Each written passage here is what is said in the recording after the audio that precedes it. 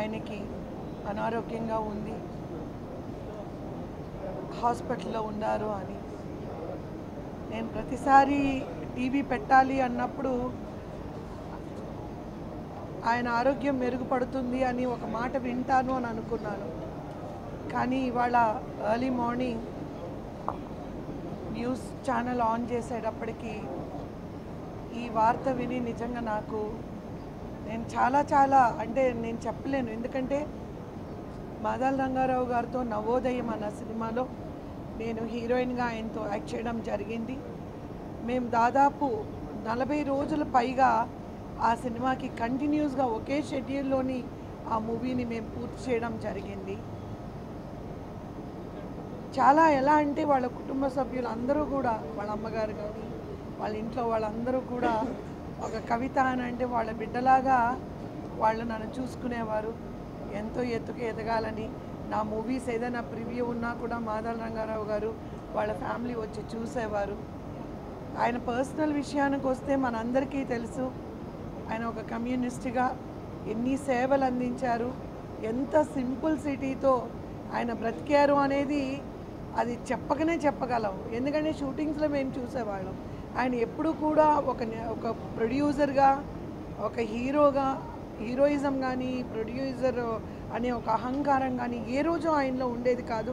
ఆయన ఒక మామూలు మనిషిలాగే ఆయన మేమంతా ఫ్రీ టైంలో కూర్చున్నప్పుడు ఎన్నో చెప్తూ ఉండేవారు జీవితం గురించి. ఇలా ఉండాలి, మన వల్ల అయితే ఇతరులకి మనం సాయపడాలి, మనం తిన్నది కాదు నలుగురికి పెట్టిందే మనకు వస్తుంది అని ఆయన ఎన్నోసార్లు, అంటే నాది చాలా చిన్న వయసు ఆ టైంలో, ఇలాంటివన్నీ విని ఒక మంచి నటుడు, మంచి నిర్మాత మాకు ఆ 40 రోజులు మేము వర్క్ చేసినప్పుడు ఎంతో కంఫర్టబుల్గా అనిపించింది. యాక్టింగ్ కూడా డైరెక్టర్ కంటే ఆయనే వచ్చి ఈ పర్ఫార్మెన్స్ ఇలా ఉండాలి. ఒకసారి అక్కో అని ఆ లోకల్ ఆడిటోరియంలో నేను ఒక సాంగ్ చేయాల్సి వస్తే 9 minutes సాంగ్ అది. నేను రంగారావు గారి దగ్గరికి వెళ్ళి అడిగాను, రేపు షూటింగ్ అంటున్నారు లేదా ఎల్లుండి అంటున్నారు, నాకేమో డాన్స్ సరిగ్గా రాదు, నాకు రిహార్సల్స్ కావాలి అని అంటే, హీరాలాల్ మాస్టర్ గారు అంత గొప్ప మాస్టర్ గారు, అలాంటి ఒక మాస్టర్ గారిని అమ్మాయి ఇబ్బంది పడుతుంది మాస్టర్ గారు, ఒక్కరోజు మీరు ముందు రండి అని చెప్పి ఆయన ఒకరోజు ముందు తీసుకొని వచ్చి నాకు ప్రాక్టీస్ ఇప్పించారు. అంటే ఎంత ఒక డెడికేటెడ్ నిర్మాత, ఒక డెడికేటెడ్ ఆర్టిస్ట్, డెడికేటెడ్ ప్రొడ్యూసర్ అనేది మనం తెలుసుకోవాలి. అప్పట్లో ఉన్న ప్రతి ఒక్కరికి కూడా మా ఇండస్ట్రీలో నేను వర్క్ చేశానని కాదు, యావత్ మా ఇండస్ట్రీ అందరూ కూడా ఆయన అంటే చాలా గౌరవిస్తారు. ఏ రోజు ఆయన లేకపోవడం అనేది చాలా బాధగా ఉంది. ఆ కుటుంబ సభ్యులందరికీ కూడా ఆత్మధైర్యాన్ని ఆ భగవంతుడు ఇవ్వాలి. అలాగే ఆయనకి భగవంతుడు ఆత్మశాంతి కలిగించాలి. డెఫినెట్గా నేను మాత్రం ఆయన్ని ఒక నటుడుగా, ఒక నిర్మాతగా, ఒక దర్శకుడుగా కంటే ఒక మంచి వ్యక్తిగా మాత్రం I'm really going to miss him a lot. Thank you. ప్రభుత్వం చేస్తున్నటువంటి తప్పుడు విధానాలని, సామాజిక స్పృహ తీసుకురావాలని నిరంతరము తన యొక్క ఆలోచనని పేద ప్రజల గురించి ఆలోచించినటువంటి మహానుభావుడు. ఎన్నో సినిమాలను నటించి ఎన్నో సినిమాలు తీసి వారు ఈనాడు అకాల మరణం చెందడము, మన మధ్య లేకపోవడము సినీ రంగానికే కాకుండా పేదవాడికి కూడా ఆయన లేని లోటు తీర్చడం కష్టము. వారి కుటుంబానికి ఆ భగవంతుడు మనోధైర్యం ఇవ్వాలని, ఆ పరమపదంలో ఆ శ్రీమన్నారాయణ దగ్గర రంగారావు గారు హాయిగా ఉండాలని చెప్పని గొప్ప మానవతావాది.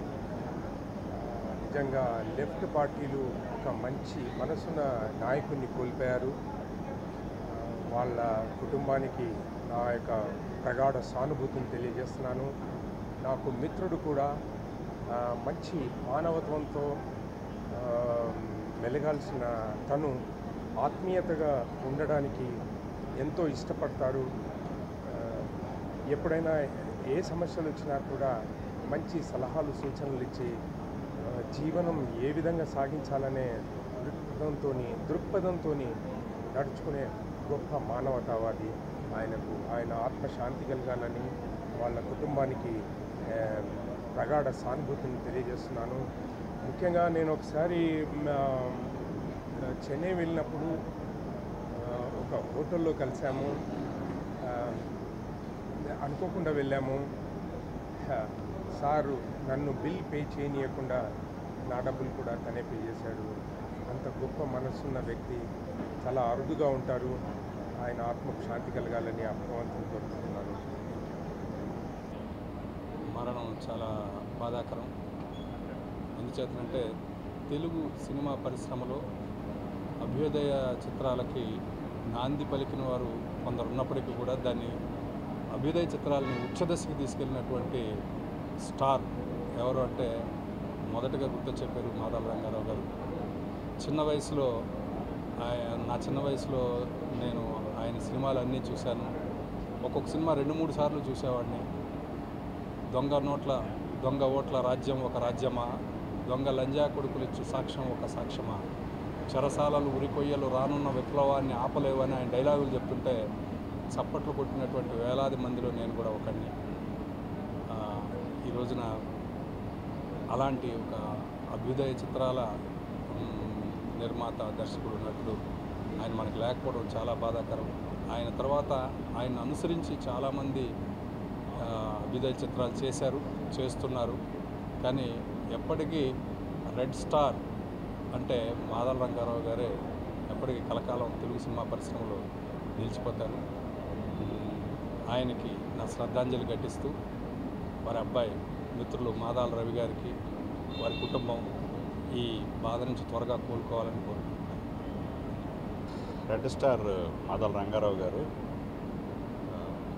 విచ్చేషులు అవటం నిజంగా ఈ సినిమా పరిశ్రమకి ఒక తీరని లోటు అని చెప్పాలి. ఎందుకంటే కమ్యూనిస్ట్ ఐడియాలజీని కమ్యూనిస్ట్ పార్టీ సభ్యులు కానీ కమ్యూనిస్ట్ పార్టీ అనుబంధ సంస్థలు కానీ గర్వంగా కాలరెత్తు తిరిగి తమ ఐడియాలజీతో సినిమాలు వస్తున్నాయని అని తిరగగలిగే సినిమాలను ఆయన దర్శకత్వం వహించి, నిర్మించి, నటించి ఎన్నో సెన్సేషన్స్ అంటే ఎన్నో సంచలనాల సినిమాలన్నీ కూడా ఆఖరికి సెన్సార్ బోర్డుతో కూడా ఆయన యుద్ధం చేసి గెలిచి అనుకున్న ఐడియాలజీని సినిమాల ద్వారా ప్రజలకు అందించిన గొప్ప ఫిల్మ్ మేకర్. కమ్యూనిస్ట్ జెండాని, సుత్తి గొడవల్ని ఆయన సినిమా తెర మీద చూపించిన మొదటి వ్యక్తి. చాలామంది కమ్యూనిస్ట్ పార్టీలో ఉన్నవాళ్ళు కూడా సినిమాలు తీసేటప్పుడు ఆ సింబల్స్ ఏమి లేకుండా, రంగు కనపడకుండా ఐడియాలజీని మాత్రం సినిమాలుగా నిర్మించేవాళ్ళు. కానీ ఆయన ఒక్కళ్ళే ధైర్యంగా కమ్యూనిస్ట్ పార్టీ ఎంబ్లమ్ను కానీ జెండాను కానీ చూపించి సినిమాలు ధైర్యంగా తీసిన మహోన్నత వ్యక్తి. ఆయనకి అసలు అర్పిస్తున్నాను. ధన్యవాదాలు. ఈరోజు ఒక ఎర్ర నక్షత్రం రాలిపోయింది. చిత్ర పరిశ్రమకు ఒక తీరని లోటు. మాదాల రంగారావు అంటే చాలా పవర్ఫుల్, డిసిప్లిన్, సిస్టమేటిక్.